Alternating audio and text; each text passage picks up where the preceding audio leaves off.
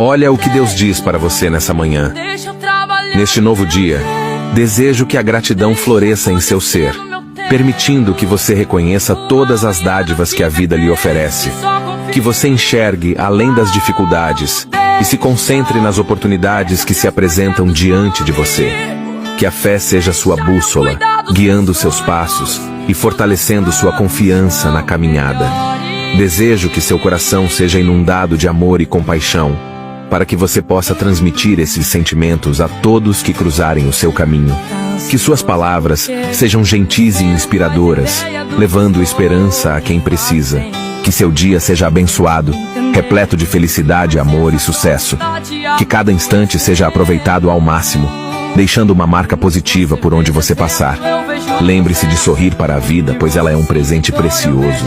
Tenha um dia maravilhoso, abençoado e cheio de luz.